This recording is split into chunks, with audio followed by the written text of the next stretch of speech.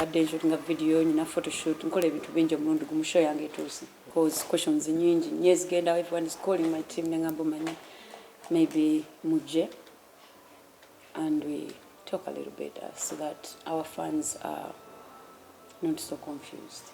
Ekyo kindeetera ku kibuuzo kigamba nti bw'oyogera ku bookings n'omukyala Cinderella King herself yavuddeyo naye n'ateeka concert mu kifo kye kimu Korea Street naye muwatadde naye excuse gyawagamba nti nammwe ekifo temwakibookinga temwasasula ne muggulawo olutalo olwavuddeko iPhone ne Nokia tandikire ku kifo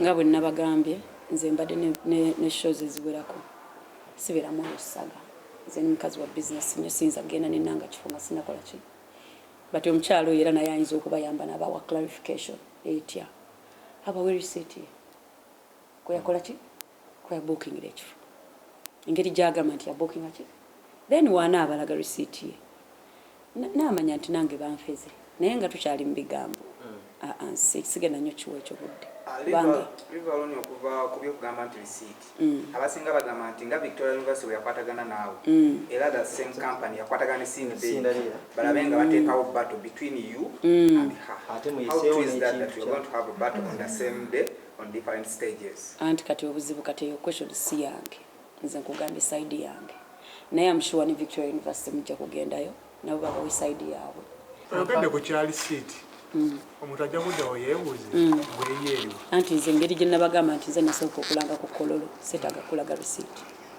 nze nasooka okulangako kati eyazzeeko n'agamba nti ye yabookinze nze sinnagambako nti waliwo atanabookinga naye ye agamba nti waliwo atanakola ki wagirayo ye ekiraga nti ye yakoze ki kubanga nze nasooka okulangako lwaki omuntu gotakolangako naye business asobola okukera enkya n'aga Sheebah alina omutima omubi ekyo kya bulijjo maani nze siriwo waneeno kugezaako kuyigiriza abantu ngeri yakweyisa ekyo kya buntu bulamu kya bulijjo nti obeereyo nga tolina muntu kyomumanyiiko neweefuula amumanyi mwina n'eŋŋombo zakakazi sikamanyi naye sikaagala so kya bulijjo ekyo naawe wennyini ekyakimbuziza waliwo omuntu atakwagala ng'ate tolina kyewamukola ate naawe olina gw'otayagala atalina kyeyakukola ebiseera ebimu omwana byanfuna buli omu bimuwuliza nga bw'ayagala so it is what it is.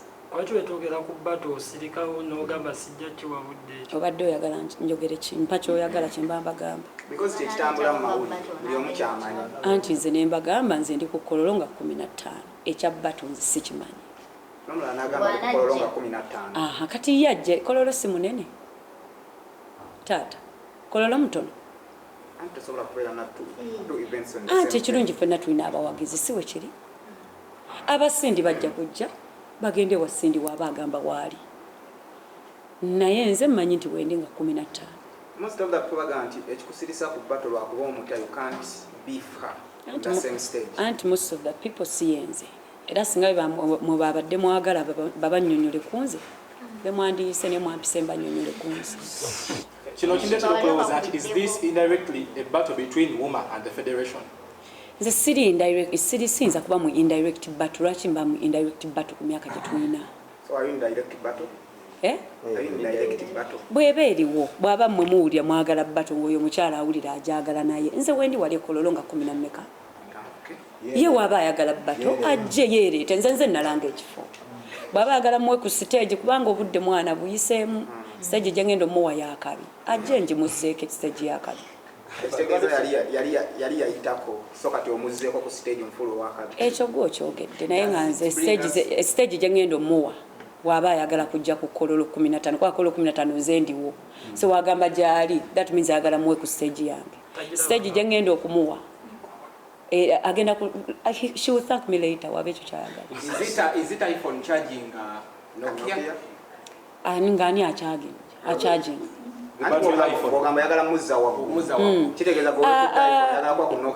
Chali wange kintu kiri kimu 10 Zisaki siri muntu mwogezi nnyo sagala tule wanu twogere nnyo naye ye mumulina mwogezi mumunoonya abanyonnyola ebyo byonna naye nze 10 iPhone na Nokia iPhone ne Nokia nze ndi iPhone simanyi neze ndi iPhone iPhone iPhone 14 Pro. Yoga Nokia chipesa. Sheebah. Wanzi. Na tuvudeko awo katono. Still tugendeko mu federation. Chali ku concert. iPhone 14. Lwaki golozo oli iPhone 14 oli Nokia? Namwe mwennyini mubimanyi musobola obyennyonnyola. Mubimanyi. Ebitonotono mubimanyi lwaki. Abajja mu Yolo Festival.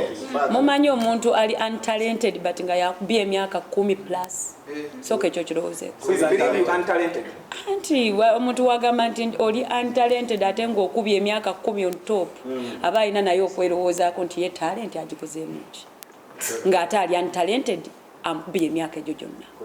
Ate era nga n'essaawa eno ali untalented gwanoonyaamu attention okufuna talent ye okututumuka. Kwegamba so tulina okuwa respect where it's due. So sindi we pesa zinakunoonyako attention. Of course nze ndiko buli abaayo akajja abanoonya kunze attention. Nze mbeerangako abantu bakifunamu. Agambe ensonga lwaki omutya yakuwandiikira n'oluyimba lwo olwasooka. So tosobola kubanga omuyisaamu amaanyi. Ekyo kituufu naye munnange ne bw'ozaala kubira engoma n'ozina. Kati eno ssaawa 15 ajja alabe.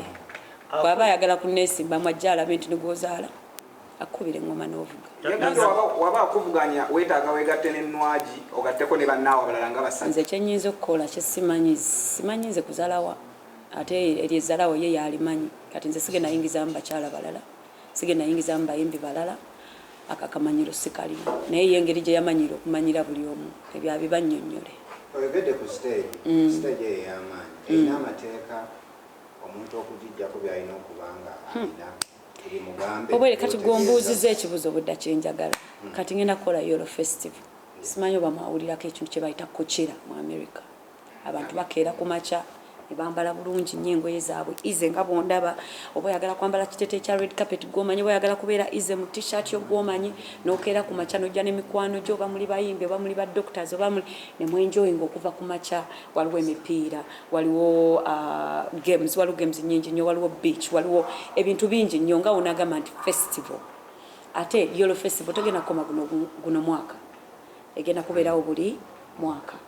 So kyovula banna nagirese mu ngeri ya kugiteeka wantu wanene tujenjoyinge ffenna y'abawagizi y'abayimbi bye lunaku lumu lwenjagala ffenna tube nga tunyumirwa nammwe mwennyini aba media nga mujja ne mukuba mwana ku ngoye zammwe ne munyumirwa emisana yonna ate ekiro ne mukwata ki ne mukola emirimu naye nga waliyo olunaku lumu lwe tugamba nti ffenna tumitinga ne tubonga. Mayinza kye nategedde nti tunaabeerangayo n'ebintu nga Yolo Festival ebitugatta nga ffenna tukola nga tekiri ku muyimbi nti eno era eno si Sheebah concert no Yolo Festival nga bonaagamba kambagambeyo ekyamangu mangu wano kyemmanyi nti nyegenyege nze kati nange nayeyizaayo Yolo Festival yange egenda okubeera nyegenyege yange buli mwaka egenda okubeera Kookie yange nti tu celebrating abayimbi ba Uganda tetugirina eyo show okuva misana tu celebrating music w'abayimbi ba Uganda paka kiro tu celebrating art tu celebrating creativity ng'abaana drawing abaana bazinya abaana abayimbi bayimba abaana entertainment journalists abagala okuyiga journalism nga namwe muli abakimanyi nga mu master classinga so ebintu ebituyamba okugenda mu maaso naye at the same time nga twemanya ate ne tubaako kitweyongerako value for value basically. So gwogambye okujja ku stage tumugambe kikyalina okujja nakyo agire mu beach wear yetegereza agende nga yetegereza ngenda kuba nnanga theme engeri gyangoberera obulungi abeere ngenda kuba nnanga themes ajja kuba azimanyi. Battle between Queen and King enaafaanana etya nga dogambye gwogenda kumuwa ku masannyalaze g'omuzzi waggulu. Owange oyo omukyalo omulaba nze mbadde faani okuva nga ndi mwana muto owa Sindi. Kitegeeza mukulu. Si kitegeeza yatandika ekintu kino nga sinakola ki. So ngenda muwa flowers ze nsobola okuzimuweeraawo ekkololo. Bintu byonna byatukoledde ffenna bajjeeyo ffenna bayambye kwampuli ayambye bangi naye n'ekirala awulira atya okuba ng'alwana ne beeyayamba. Kinakyo si kitegeeza. Ate experience is the best teacher. Ate lwaki mba nkukuba emyaka 10 non-stop. Experience erazeewo. agamba gwe emyaka 10 kyokozeemu kuzina buzinyi mazina kyosobola era byenkozeemu bingi naye byamanye byatannakola mu kuyimba ajja kibanyonnyola ajja kibanyonnyola ate nammwe mubimanyi. That brings me to a point. Watu webatukira nga buli muntu yenna kwitiki avaayo ajja pointing out okubeera ati tosobola live. How do you perceive that? Ate bulijjo shows zenkola mwe muziyimba. Bw'okola semi live Ekyo mwe mukimanyi ne juzi nakola mwe mwasalawo kutegeera ekyo kati Uganda mwe mwasalawo ekyo kwe mutambulira ate era mmanyi lwaki munoonya kye munkubako temukikola kiri mwayogera live nayo nenjikwata nenjikuba ku serwe naawe nakumeka naye kubanga yali nnungi nnyo ombuuza owulire taata oba ombuuza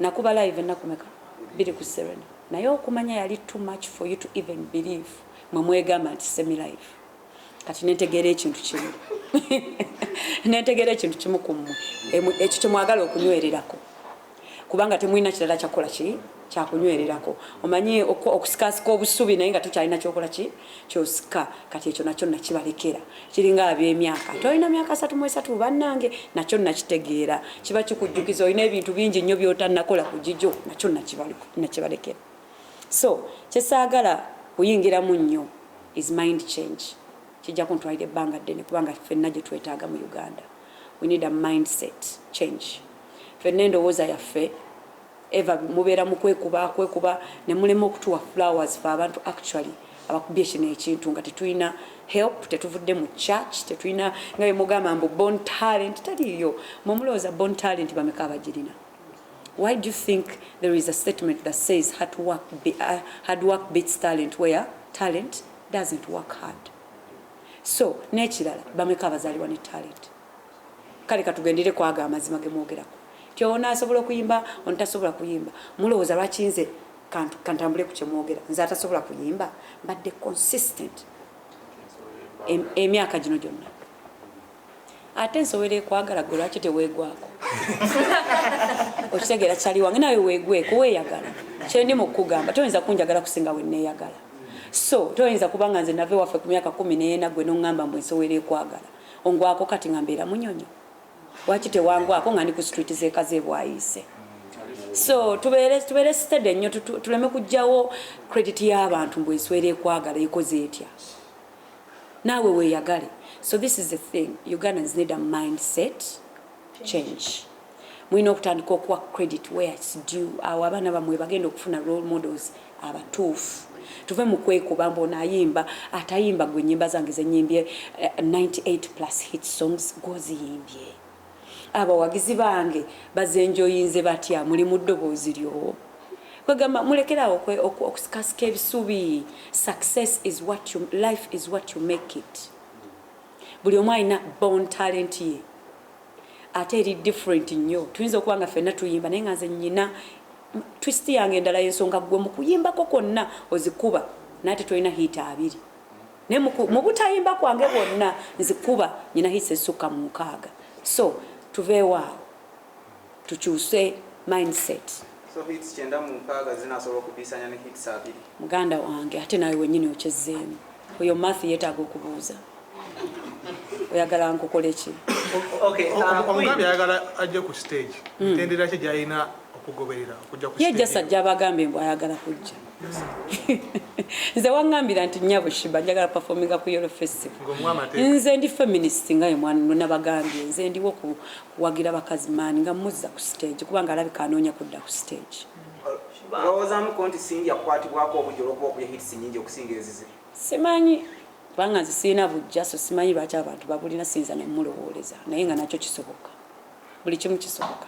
So the thing is obujja nabo tebwetaagisa kubanga nze kyendowooza omukyalo oyo ekizibu kyalina kiri kimu era kyenjagala agende yeeyambe ye yennyini waliwo akatabo bakayita talent overrated agende akasome okitegeera kajja muyamba nnyo ategeere lwaki mu talent eyo tali mu kufuna mukyalina kola ki kufuna anti kati mwenna abajjudde wano muli basajja ekyo si kikulu naye nammwe muli basajja kyemuli mu kwogerako bannanga ate nekirala ekintu ky'abasajja temukireetanga nti eyo nayo achievement omuntu gyakola buli mukazi ku nsi alina omusajja buli mukazi ku nsi newabeera ku street olaba rapinga balalu ku street n'omusanga ng'omulalu yazadde sekyokuba n'omusajja ewakaba naye temukifuula nti achievement buli mukazi asobola okuba naki nze kati ate ndi mukyala asobola okukola buli kimu bbaawo byatasobola kutuusaako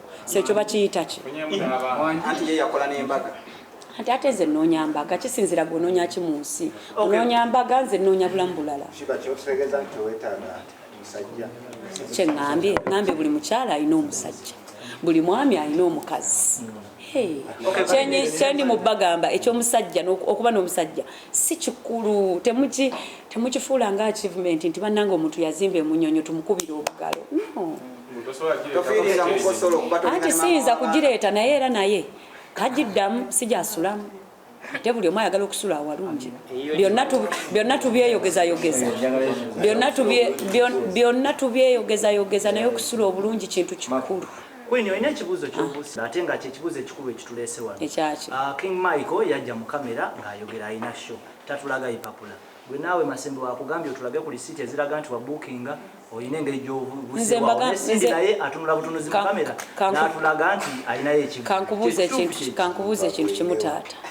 Nakugambye nti nze natambula ne ŋŋenda ku Lugogo ng'omuntu yenna owa business nenkola due diligence. Nengena nenkebera nti Lugogo eri booked nti nedda ekyo nemmanya ne bakubira n'omwami essimu eyaleeta omuyimbi bamuyita Mutima ne bambuuza nti lwaki tewagamba muyimbi wonti ekifo twagamba tekiriwo ye yennyini n'atugamba nti bagenda bimaliriza awo wenvaawo nze nga business woman ekyo kiwedde ekyo nkiclarify nze sirina kutandika lutalo ku social media si ye kooti so ekyo kikoze eki kiwedde ngenda ku kirala nengenda netereza show yange ne tweyongerayo kati sindi naye engeri yajazze n'agamba nti ate nze gye ngamba gye nabookinga kwanze nasooka okulanga yayina okujjanga nze bwe nagenda ekkololo na clarifying when nagenda what's that place cricket oval ne clarifying naye ayina okujja gye muli a clarifying kubanga nze mbawadde clarification yange ku Michael kati naye ayina obba clarification ye kunze ontegedde bulungi kyaliwa nkategedde naye era tekamala kiriza kyaliwa tolinga maama w'abaana mu bateno kuba ye muzadde w'abaana ate kati bikwataganira wa buli ayimba azaala buli ayimba tazaala ebyo bikwataganira waga oli munnamawulire buli akola omunnamawulire muzadde bane tubuuze ebintu ebinyuma